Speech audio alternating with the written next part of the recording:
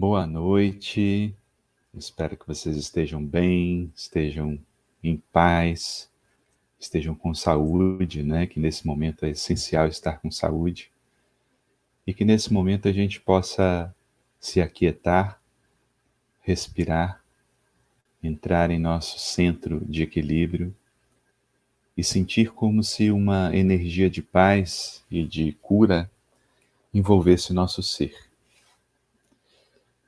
Deixar que essa energia penetre em nós, alimentando e energizando cada célula, cada órgão, cada parte do nosso ser. E nessa vibração de amor, nós nos sentimos renovados e emanamos do nosso ser a força que existe em nós. E essa é a preparação para a nossa reunião da noite, saudando todas as amigas, todos os amigos, deixando um grande abraço para vocês. E hoje vamos falar um pouco do nosso capítulo Escutando as Estrelas, nesse estudo que temos feito do livro Em Busca da Iluminação Interior, livro que escrevemos em conjunto com Joana de Ângeles e com Iris, né, dividindo os capítulos, as análises dos capítulos. E nesse capítulo a gente trata um pouco a respeito da mediunidade. O que é mediunidade para você? Qual é a sensação, qual é a impressão que você tem dessa faculdade que muitas vezes é tão pouco compreendida, tão pouco entendida? E por isso mesmo é bom, às vezes, ampliarmos até o olhar que nós temos a respeito da mediunidade para desmistificá-la, porque se trata de uma faculdade da alma, e como faculdade da alma, todos nós, e o próprio Kardec trouxe isso, todos nós, de certa forma, somos possuidores de mediunidade, essa faculdade que transcende, que nos traz uma percepção, possibilidade de uma percepção mais profunda a respeito da própria vida. E eu quero começar com um poema, parte de um poema de Olavo Bilac, que vocês devem conhecer, um soneto Via Láctea. Ora, direis, ouvir estrelas? Certo, perdeste o senso. E eu vos direi, no entanto, que para ouvi-las, muita vez desperto e abro as janelas, pálido de espanto, e conversamos toda a noite, enquanto a Via Láctea, como um palho aberto, cintila. E ao vir do sol, saudoso e em pranto, ainda as procuro pelo céu deserto. Direis agora, tresloucado amigo, que conversas com elas? Que sentido tem o que dizem quando estão contigo? Será que nós já paramos para conversar e para escutar as estrelas? E, de certa forma, essa é uma atitude que vem desde épocas remotas, quando olhávamos para o universo sem entender o movimento daquelas estrelas e, de certa forma, espantados pela grandiosidade do universo que se nos depara desafiando a nossa própria compreensão. E como é belo poder parar para nos deter nesse universo e buscar compreender a vida com um sentido muito mais aprofundado. E, de certa forma, como trazemos no livro, são muitas vezes tidos como loucos aqueles cujos sentidos conseguem captar além dos limites da questionável normalidade. E o fruto das suas percepções costuma ser negligenciado ou desacreditado.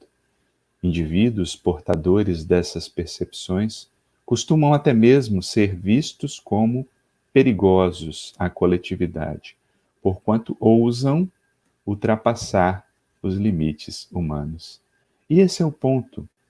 Sempre que alguém, de certa maneira, tenta ultrapassar os limites humanos, ditados muitas vezes pela normalidade, é tido como louco. Mas será que se trata realmente de uma loucura? Ou se trata muitas vezes da nossa própria ignorância, no sentido de ignorar, não conhecer.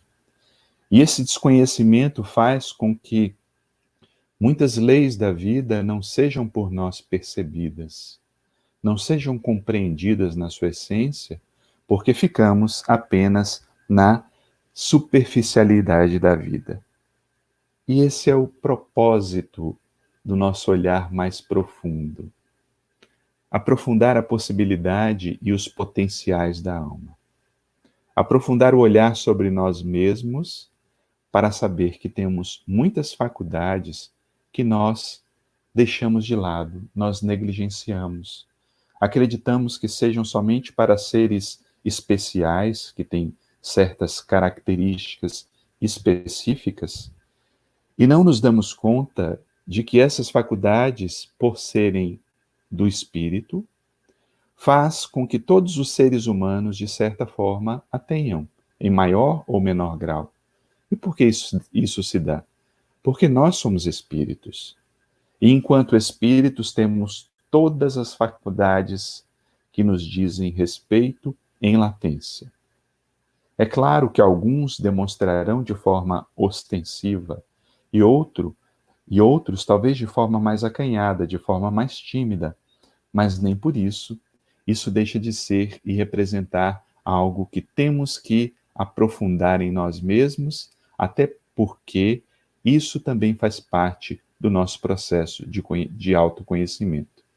A mediunidade é um desses sentidos especiais, que nos permite, nas diversas formas em que se expressa, ouvir estrelas, captar e perceber as expressões da vida, normalmente ocultas nos sentidos comuns. Nada obstante, se apresente como uma faculdade natural da alma, que possui no corpo físico sua correspondente estrutura para expressão, ainda é pouco compreendida. E aqui cabe um detalhe: a mediunidade não foi descoberta pelo Espiritismo. O Espiritismo a estudou mais profundamente, se deteve sobre o fenômeno. Mas sendo um fenômeno da alma, a mediunidade faz parte de toda a nossa trajetória enquanto espíritos. Desde que o homem passa a ter consciência de si, ele é capaz, de certa forma, de aprimorar essa habilidade, aprimorar essa capacidade. Mas como tudo que não é entendido, tudo que não é compreendido, de certa forma, é tido como patologia, é tido como anormalidade, quando na verdade se trata de uma paranormalidade. Sentidos que vão além do que se convencionou chamar de normal, mas que não quer dizer que seja normal. E também não se restringe à aplicação e ao exercício nas salas mediúnicas. As salas mediúnicas têm uma certa expressão dessa faculdade, mas não detém a totalidade dessa faculdade tão intensa e tão profunda, porque ela se apresenta em todas as horas do dia. Aquele que é médium e, de certa forma, como repetimos, todos o somos em maior ou menor grau, é médium 24 horas por dia porque está consigo, está com suas faculdades. E quanto melhor conhecê-la, quanto melhor aprimorá-la, quanto melhor aprofundá-la, tanto mais harmonicamente, harmoniosamente lidará com esse fenômeno que é algo perfeitamente comum, perfeitamente natural. Mas o que ocorre, e aqui é importante a própria observação que Allan Kardec apresenta em O Livro dos Médiuns, quando pergunta: o desenvolvimento da mediunidade guarda relação com o desenvolvimento moral dos médiuns? E aqui que vem uma observação muito importante. Não. A faculdade propriamente dita se radica no organismo, independe da moral. O mesmo, porém, não se dá com seu uso, que pode ser bom ou mal, conforme as qualidades do médium. E aqui vem um alerta muito importante. Não devemos confundir um tipo de inteligência com moralidade. Porque moralidade é o desenvolvimento da capacidade ética do ser. A capacidade de discernir o que é bom e o que não é bom. O que é estruturante e o que não é estruturante. Aquilo que conduz a um processo de equilíbrio do ser e aquilo que conduz a um processo de desequilíbrio do ser. Portanto, podemos ter pessoas com manifestações mediúnicas intensas, expressivas, mas mesmo assim não ser um ser que apresente uma moralidade tão desenvolvida, porque não caminhou no sentido de um desenvolvimento ético. E aqui devemos atentar para algo importante, porque muitas vezes esses indivíduos portadores de uma faculdade, às vezes até ostensiva, são venerados, são tidos como gurus, são tidos como mestres, quando na verdade têm um longo percurso pela frente, porque não desenvolveram adequadamente o senso moral. E a falta desse senso moral faz com que muitas pessoas se enganem, como temos visto em alguns casos apresentados e telenoticiados de pessoas que abusam desse poder mediúnico, de pessoas em condições fragilizadas, porque normalmente quando buscam o médium, estão em condições fragilizadas nas mais diversas formas de sofrimento, e se expõem inadvertidamente, confundindo esse processo da mediunidade com o desenvolvimento da moralidade. E esse é o ponto preocupante. Precisamos aprender sobre a mediunidade, até mesmo para entender que esse mecanismo, ele não caminha ao lado da moral do ser. E ao mesmo tempo, isso diz respeito e chama atenção para a nossa necessidade de desenvolvimento dessa faculdade. Como estamos cuidando da nossa mediunidade? Por isso, retornamos ao ponto anterior. Temos que olhar de maneira mais ampla para a mediunidade, que não é uma exclusividade espírita, não é uma exclusividade da doutrina. Pelo contrário, é uma faculdade do espírito que se manifesta independente de acreditarmos ou não nela, porquanto se trata de uma expressão natural do ser. O grande problema é que as faculdades e potenciais que não são vivenciados à luz da consciência permanecem na condição de conteúdo sombrio, apresentando sua face destrutiva, até que possam ser aceitos, conhecidos e vividos de forma harmoniosa. Como todo processo de desenvolvimento psíquico, para que parte da nossa psique vão aqueles conteúdos não trabalhados, não desenvolvidos? E nós já sabemos que vão para a sombra, aquela área não trabalhada do ser, aquela área negligenciada do ser. E assim acontece com a mediunidade.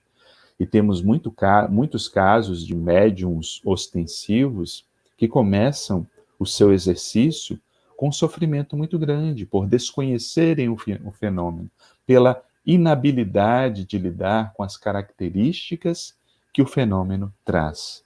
E aí adentram-se pela porta do sofrimento, a porta da sombra, e muitas vezes se manifestando no fenômeno obsessivo, porque a mediunidade, como faz um contato com essa outra dimensão da vida, não encontrando uma polaridade equilibrada, atrai um processo de sintonia em desequilíbrio, em desarmonia. Por isso mesmo, isso chama atenção e isso vale para todas as pessoas. A necessidade de nos conhecermos mais. Conhecermos qual é o grau e forma de expressão da minha mediunidade. Seja a mediunidade intuitiva, seja a mediunidade de psicografia, psicofonia, mas como os espíritos o influenciam na nossa vida, muitas vezes nos conduzindo, somos partícipes desse processo. Somos parte desse processo. E por isso mesmo tornar essa faculdade, tornar esses potenciais como um processo de construção da consciência, nos poupará de muitos dissabores, como processos de longo curso. Mas o que acontece? Além do desconhecimento, a ignorância ela foi se espraiando em outras dimensões. E aí nas dimensões religiosas, nas dimensões culturais, nas dimensões científicas, a mediunidade terminou não encontrando um respaldo de análise que desse o maior suporte no ser.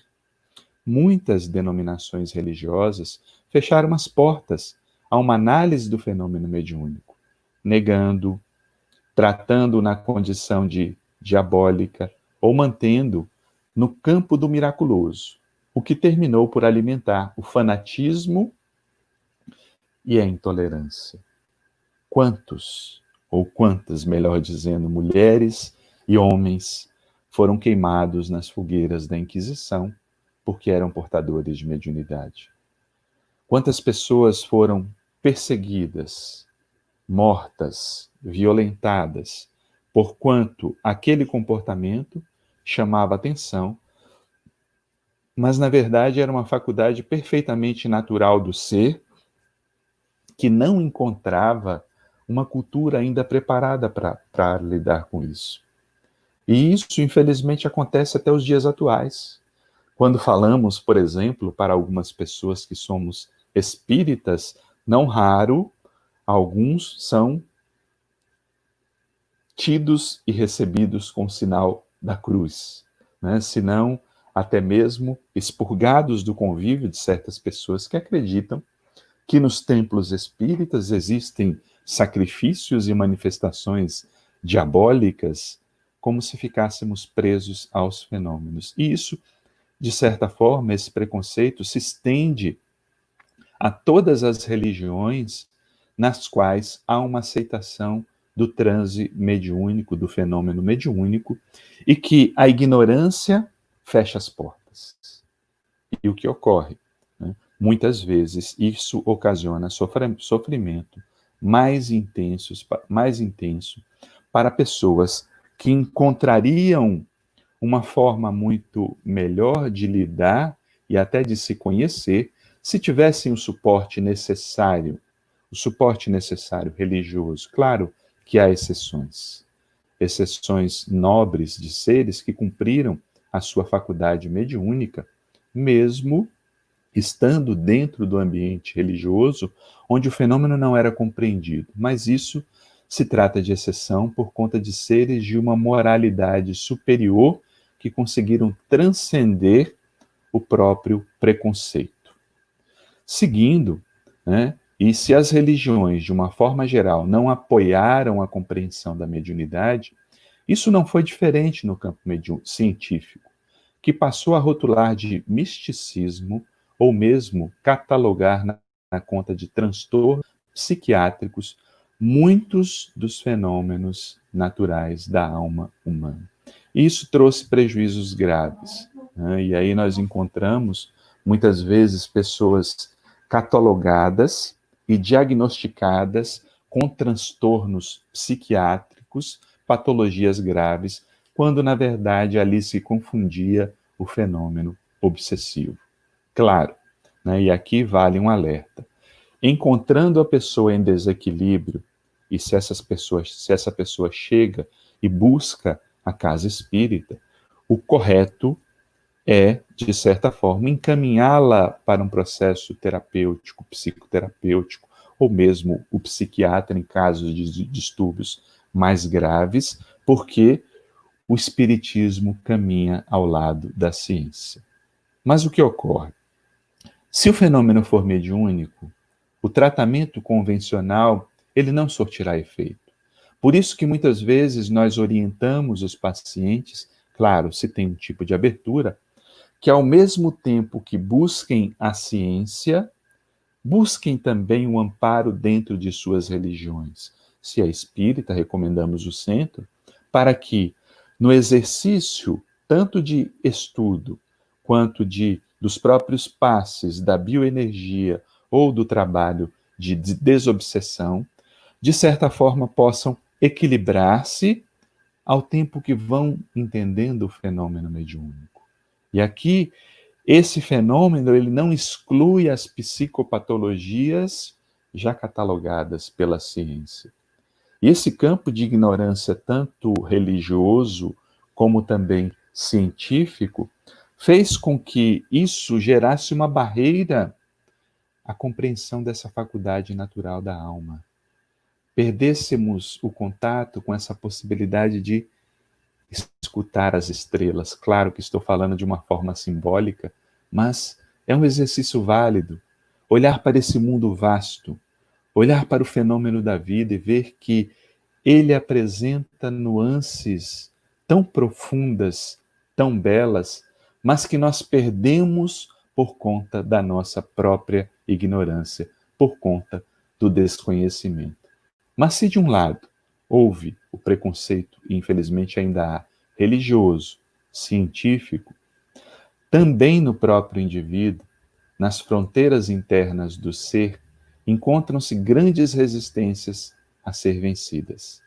O excesso de estímulos e buscas externas, de uma vida que é impulsionada a realizar-se somente nas construções exteriores, faz com que percamos contato com o rico mundo interior. Perdemos o contato com a nossa alma, perdemos o contato com a nossa essência, perdemos o contato com o nosso ser. Na medida que fomos buscando acumular, consumir, e agora não basta só ter, tem que parecer ter, e até mesmo o parecer ganha muitas vezes uma dimensão mais profunda do que o próprio ter, e nessa ignorância da nossa essência, vamos perdendo a possibilidade do autoconhecimento, a possibilidade de entender a nossa própria dinâmica psíquica. E esse é um grande prejuízo para o ser. Traz para o ser um grande prejuízo que só será, de certa forma, revertido quando nós nos aprofundarmos no olhar, entender que essa dimensão emocional, essa dimensão psicológica, ela tem uma variante que nos possibilita perceber a grandeza da vida espiritual. E nós perguntamos a vocês, onde começa a vida espiritual? Será que existe uma divisão entre a vida espiritual e a vida que vivemos? Ou estamos interagindo o tempo todo com forças que desconhecemos, com forças às quais não nos damos conta? E esse é o ponto. Nos apropriarmos dessa possibilidade de olhar mais profundamente para o fenômeno mediúnico e ver que ele está muito mais perto de nós do que nós nos damos conta. Olhar para as nossas fronteiras internas. Sair dessa vida excessiva de busca externa, de metas externas, claro, não é abandonar o mundo, mas é saber que essa vida no mundo, ela tem um propósito, que é nos encontrarmos. E diminuir esse excesso de estímulos externos, porque hoje, com a quantidade de informações que somos bombardeados diariamente, o nosso inconsciente muitas vezes fica como um computador que não tem mais espaço para novos arquivos e que precisa ser reciclado, porque não damos conta. É preciso silenciar, encontrar espaço para silenciar, para renovar-se mais profundamente. A vida corrida e ansiosa, assim como hedonista, afasta o ser da percepção de si mesmo. E como tudo aquilo que não é utilizado vai perdendo vitalidade, essa fonte de percepção vai se tornando uma voz cada vez mais abafada do nosso mundo. Fechamos nossas janelas da alma e, por conta disso, não conseguimos mais acessar as estrelas que se encontram ao nosso redor.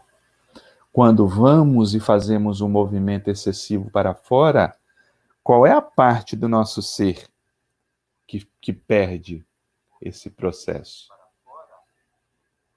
E é por isso que esse olhar para dentro tem que ser cada vez mais intenso. Como repetimos, não é um fugir do mundo, pelo contrário, é um adentrar-se nesse mundo interno para poder tornar essa percepção mais profunda, senão a alma fica como aquela voz abafada. E queremos muitas vezes respostas da espiritualidade, mas não construímos em nós, no nosso ego, uma estrutura saudável para ouvir essas vozes que a todo tempo nos conclamam a um processo de transformação. Meditar, orar, aquietar, criar na nossa vida cotidiana esse espaço para sair dessa correria tão ansiosa, em busca de nada muitas vezes, em busca de realizações que são muito efêmeras e passa. Felizmente, a psicologia começou a avançar num processo de olhar e perceber a alma. A psicologia, através da quarta força, nome como passou a ser conhecida a corrente transpessoal, estabeleceu uma ponte entre a realidade psíquica e a transpessoalidade do ser. Não somente aceita os fenômenos de ordem mediúnica, mas estimula o indivíduo a ampliar sua fonte de percepção para além das fronteiras. Ampliar nossa fonte de percepção para além das nossas próprias fronteiras. E quase que por acaso foi feita essa descoberta. Certa feita, estando atendendo um paciente, um psicoterapeuta percebeu que aquilo que o paciente trazia ia muito além da vida que ele tinha vivido até então. E achou aquilo curioso, porque a história que o paciente trazia fazia um sentido lógico, tinha um encadeamento, e resolveu pesquisar. E depois de muita dedicação, conseguiu encontrar informações que levavam a conclusões de que aqueles relatos narrados na sessão eram verídicos. E assim, Brian Weiss, dentre outros, começaram a perceber que não só o fenômeno mediúnico era uma realidade, mas como também era uma possibilidade de cura.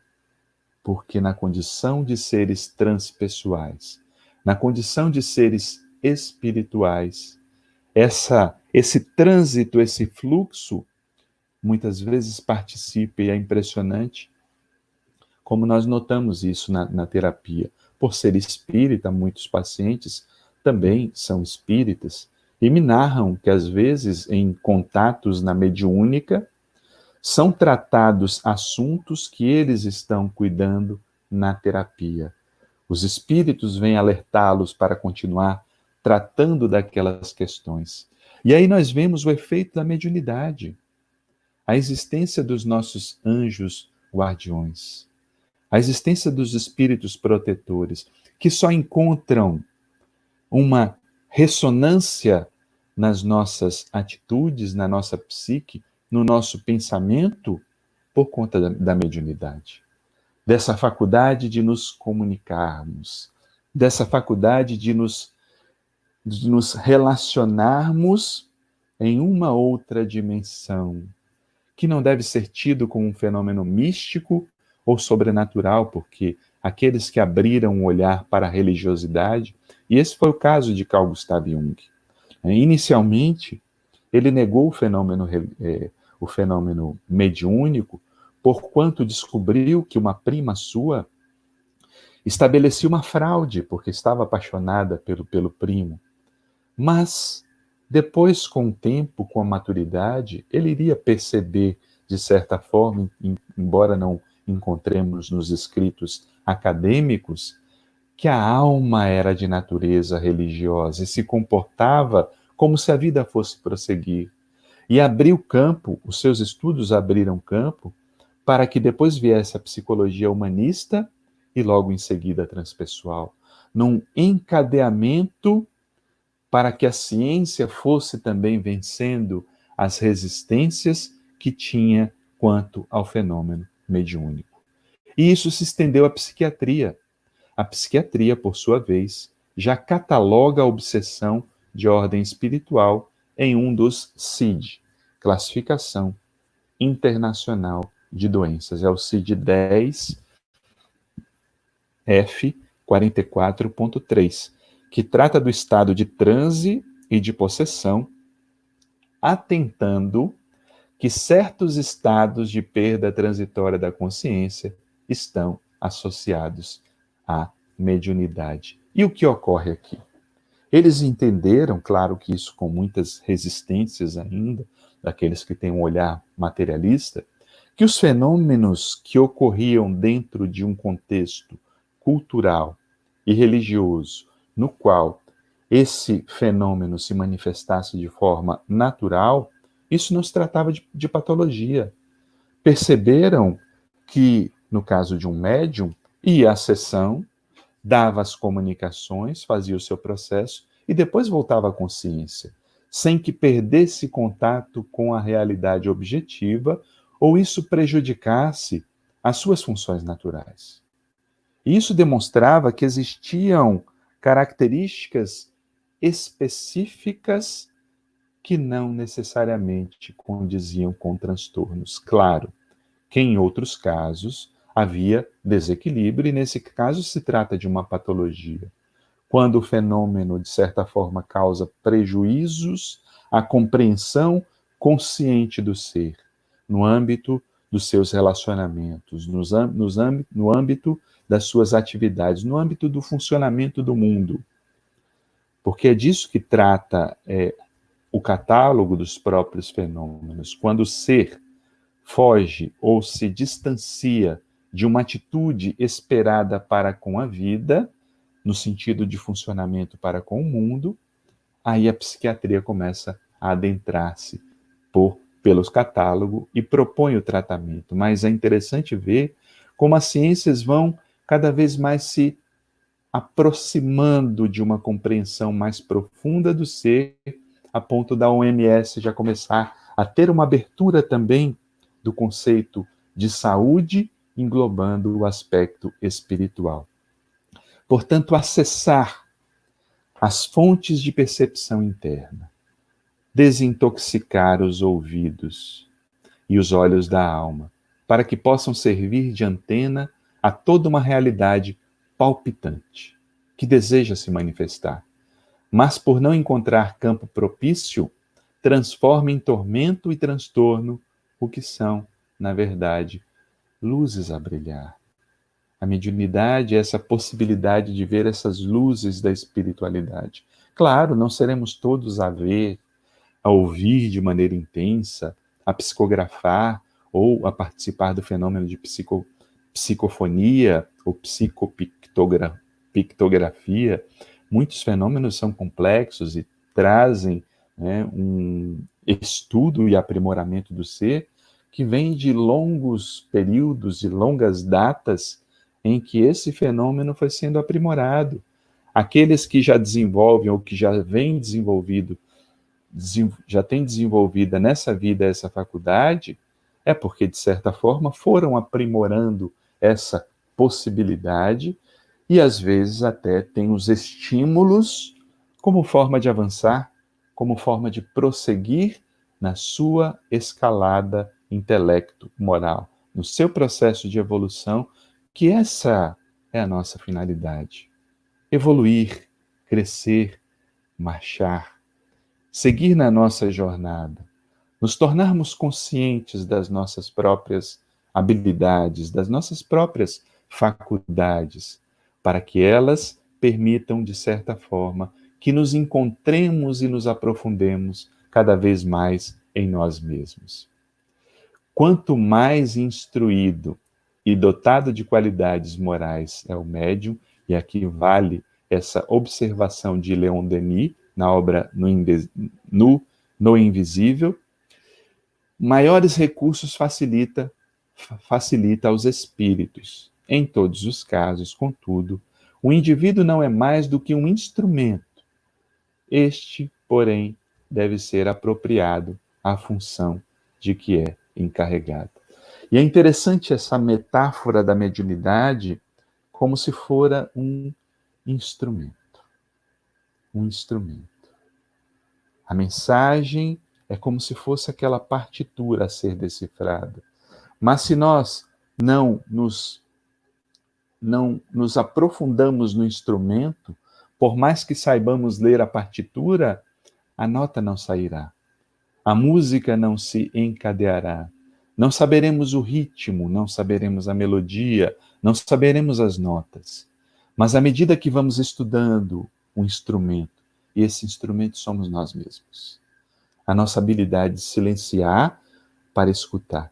Certa feita, né, em um encontro que tivemos com Daniel Munduruku, que é doutor em educação, filósofo e representante indígena da tribo Munduruku, ele narrou um encontro que teve com seu avô Apolinário, e ele escreve em suas obras, numa delas, Banquete dos Deuses.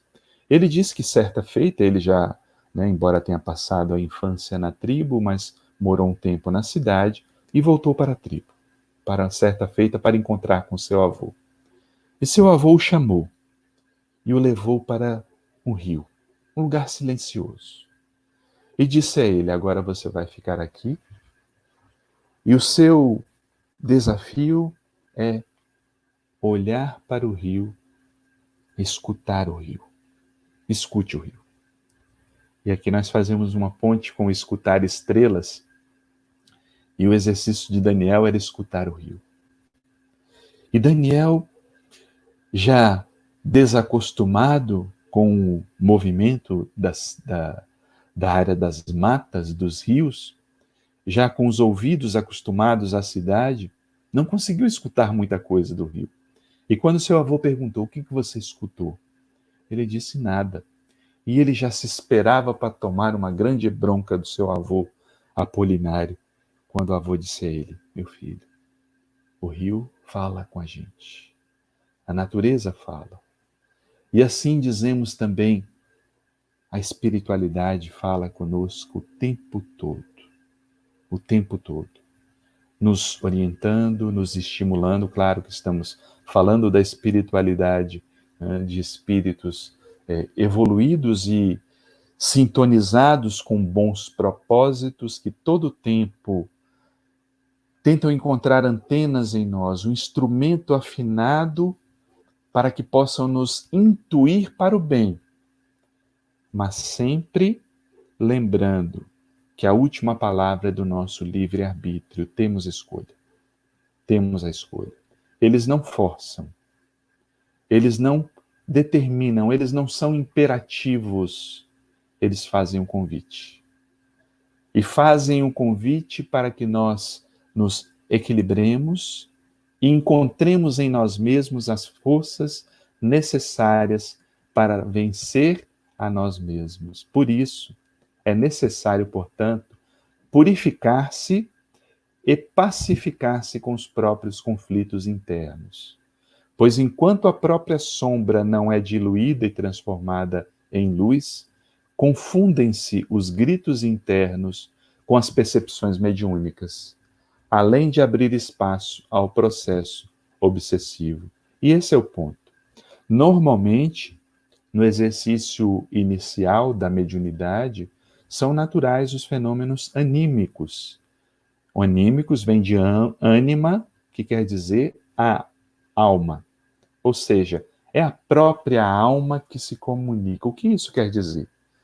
Que esses conteúdos que vêm à tona, muitas vezes nas sessões mediúnicas, também são partes dos nossos processos internos, seja do inconsciente pessoal, aquilo que nós vivemos nessa vida, seja do inconsciente coletivo, aquilo que nós trazemos de vidas, de existências passadas.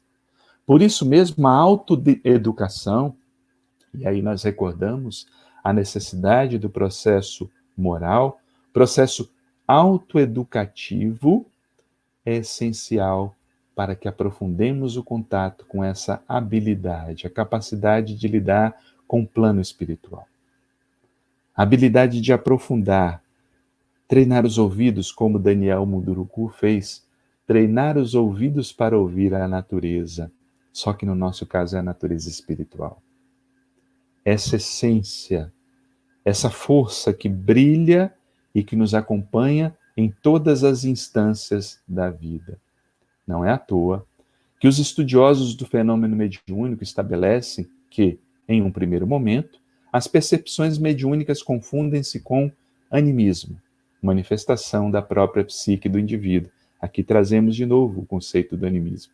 E que é importante, um período de catarse, até que a mediunidade se manifeste de forma mais clara. Divaldo narra que, logo quando começou a fazer, né, o processo de psicografia com Joana de Ângeles, por vários anos, né, Joana ditava mensagem, ele escrevia e tinha uma boa coleção de mensagens. E certa feita, isso está no próprio filme, na sua biografia, certa feita Joana disse que eles tinham que fazer algo. E ele ficou espantado quando Joana de Ângeles pediu para ele queimar todas aquelas mensagens. Mas que decepção, que decepção. E ele questionou o espírito por que tinha que fazer aquilo. Porque era um treino. Era um exercício para que sua escrita, de certa forma, ficasse cada vez mais condizente com a mensagem que o espírito queria trazer. Isso vale de alerta para todos os médiuns que, de certa forma, querem ter e dar o pleno exercício na forma como se compreende no Espiritismo, mas isso é válido para todas as religiões ou não religiões, porque a faculdade mediúnica ela não está adstrita às religiões, tampouco ao Espiritismo. Mas isso mostra que a nossa alma participa do fenômeno. Quando eu passo uma mensagem para alguém pedindo para que retransmita a uma outra pessoa, a mensagem passada, na maioria das vezes, não será equivalente à que foi recebida. Por quê? Porque nós temos um entendimento próprio.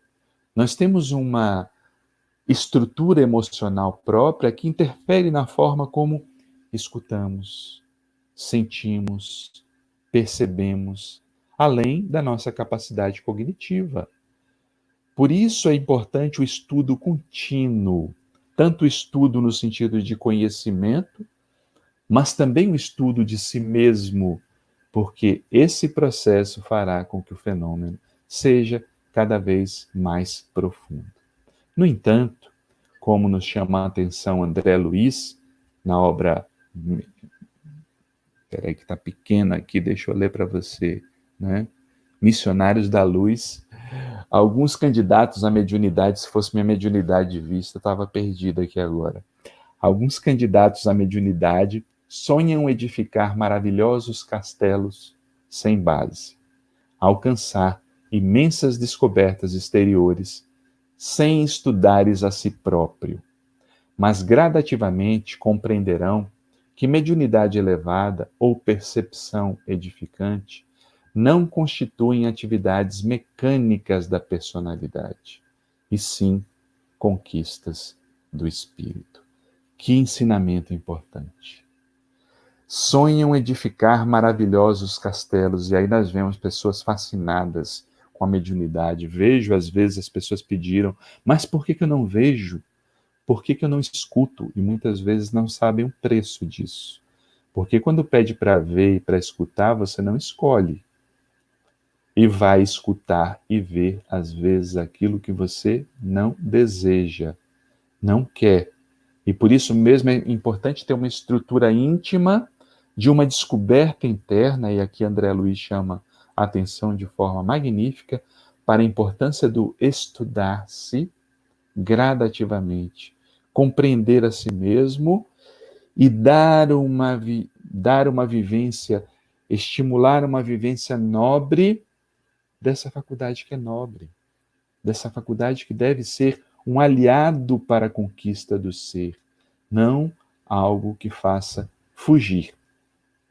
Por isso mesmo, é bom atentar que mediunidade não é mágica que resolve problemas. que cura de forma miraculosa. Dores que o próprio indivíduo pode e deve encarar de frente.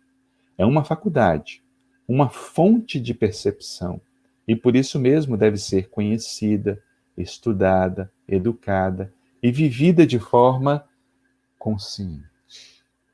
Ocorre que muitas vezes as pessoas saem em busca de fantasias, querem respostas prontas para a vida. E nesse processo de buscarem respostas prontas, muitas vezes são enganadas ou se deixam enganar, porquanto essa busca ainda infantil acaba encontrando muitas vezes aproveitadores, aqueles que encontram um campo propício e aberto do ser para realizações menos plenas, menos nobres. Por isso que essa fonte de percepção deve ser conhecida, estudada, educada. Se somos espíritas e desejamos conhecer, que nos apropriemos dos estudos da mediunidade de Allan Kardec, das obras de André Luiz, por exemplo, que são profundas em análise mediúnica, das obras de Divaldo Franco, das obras de Irmão Jerônimo, através de Irmã Bernadette, que trazem informações precisas para o estudo e para o conhecimento da mediunidade. E, se for o caso, do exercício dentro da casa espírita, chamando a atenção de que é uma faculdade que nos acompanha com uma inteligência 24 horas por dia. 24 horas por dia. Não quer dizer que fujamos do mundo, não, mas vivamos consciente nesse mundo, não procurando transferir para a mediunidade ou para médiums problemas que nos cabem, resolver, solucionar, aprender a lidar, porque fazem parte dos desafios naturais da existência humana.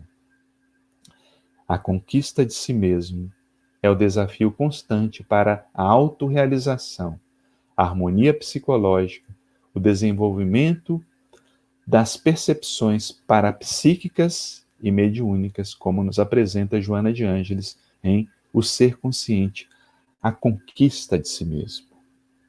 Não podemos fugir do processo de autoconhecimento, porque esse é o desafio para a autorrealização, olhar para nós. Para que através dessa harmonia psicológica que encontramos no autoaperfeiçoamento e no autoenfrentamento, todas as faculdades, e ao lado delas as faculdades mediúnicas, parapsíquicas, possam ter o seu desenvolvimento de forma saudável, de forma harmônica, o que não quer dizer isenta de desafios. Todo o processo de construção e de desenvolvimento de faculdade vai encontrar desafios. E o problema é que no maior deles é o próprio indivíduo. E quando fizermos a nossa parte, quando desenvolvermos as potencialidades da alma, então abriremos as janelas da alma, escutaremos as estrelas, nas suas variadas dimensões, transmitindo ao mundo a beleza e a grandeza da existência. Esse será um grande gesto de alto amor, pois, como complementa Olavo Bilac em sua poesia, no soneto que iniciamos essa nossa conversa, e eu vos direi, amai para entendê-las, pois só quem ama pode ter ouvido capaz de ouvir e entender estrelas. Amemos. Amemos a nós mesmos nesses dias desafiadores, quando as sombras tentam nos empurrar para o movimento de massificação. Reservemos momentos de silêncio, escutar a nossa própria alma, escutar o nosso ser, aprofundar o olhar sobre nós mesmos, para que essa nossa capacidade de compreender e entender o universo que esplende ao nosso redor, que vibra e pulsa ao nosso lado, para olhar, escutar essa espiritualidade a nos dizer: vem, vem comigo, vamos juntos construir um novo mundo, construir uma nova vivência entre os humanos, construir uma nova visão da vida, porque a mediunidade nos permite vencer a própria morte. E nós percebemos que não há morte, há vida. a vida numa outra dimensão. E esse fenômeno da vida prossegue nos conclamando para que essa força do amor encontre respaldo nas nossas vidas. Essas são as nossas reflexões da noite. Claro que o tema merece mais profundos estudos, porque a mediunidade é um campo muito amplo, né? E a obra de Allan Kardec se detém de uma maneira muito bela, intensa e profunda sobre esse fenômeno mediúnico, assim como as obras auxiliares já citadas, e que merecem toda a nossa consideração para desmistificarmos essa faculdade e nos adentrarmos na sua polaridade de consciência. Eu te desejo saúde, muito amor no coração, muita paz, coragem, perseverança para seguir se desdobrando, se aprofundando no processo de autoconhecimento, né? E que fiquemos, então, bem, em paz conosco. E agradeço a companhia de todas e de todos. Uma boa semana e até o nosso próximo encontro. Grande abraço.